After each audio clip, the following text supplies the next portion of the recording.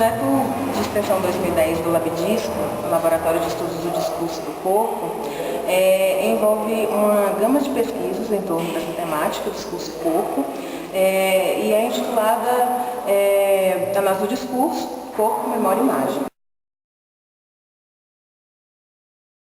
A gente está perguntando, mas para que isso existe para dizer sobre a memória? A gente está fazendo um preâmbulo do estudo, para chegar a esse foco do ponto de quando a gente fala que a memória ela é tecida de e pela linguagem. Eu acho que no próximo slide a gente pode recorrer a ele tentando pensar isso.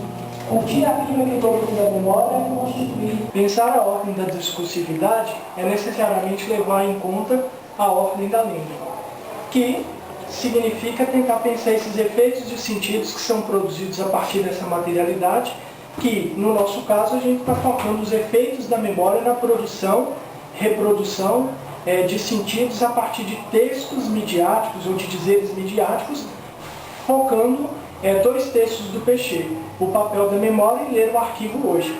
Essa noção de memória é produtiva para a gente, porque automaticamente ela nos permite pensar na noção de acontecimento, aquilo que irrompe, que escapa e que produz uma discursividade outra.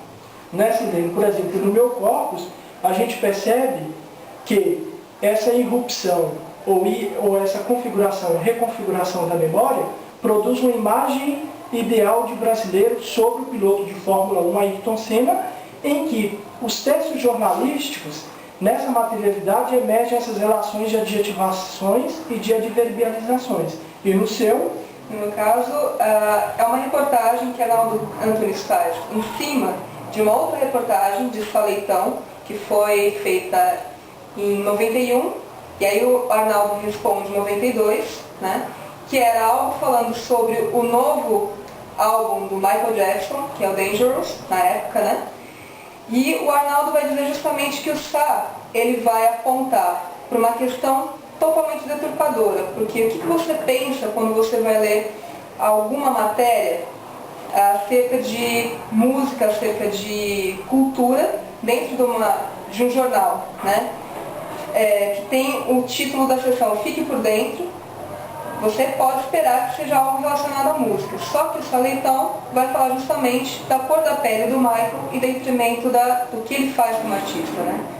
Então o Arnaldo vai discutindo isso. Como que os discursos que vêm sendo construídos sobre Michael Jackson, desde 1982 até aquele dado momento, né, que ao ver dele, e é o que é posto na materialidade mesmo, é muito despropositado, né? Tanto é que o Saleitão vai dizer que o Michael Jackson é o eunuco do pop, né? Então você pensa no eunuco, aquele que é impotente, aquele que não tem muito o que fazer, né? E o Michael, ele vai construindo o sentido de que quanto mais branco, mais perigoso ele ficou.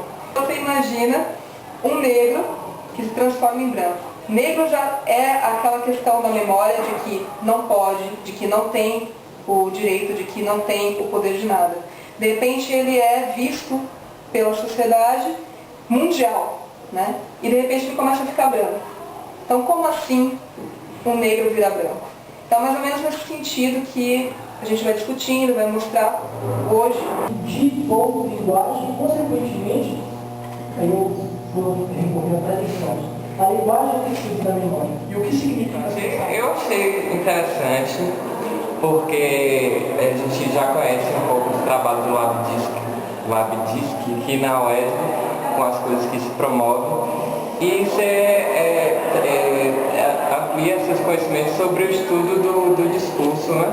E que dá para perceber que a via que eles estudam é diferente da de vocês, que é um estudo bem amplo, interessante, e o mais legal que eu aprendi que você pode fazer um conceito, tirar um conceito, alguma coisa assim, mais ou menos assim.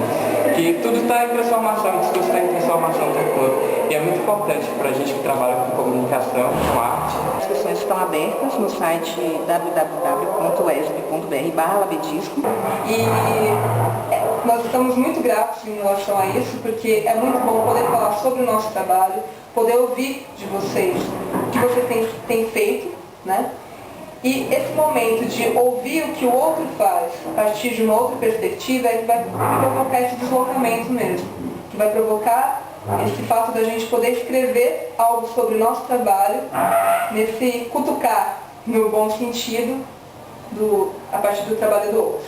E, sobretudo, a nossa inscrição, ela se dá, por exemplo, numa perspectiva, nesses trabalhos, uma vertente pechetiana, e automaticamente a gente está lidando com um grupo que pensa um aparato teórico Foucaultiano.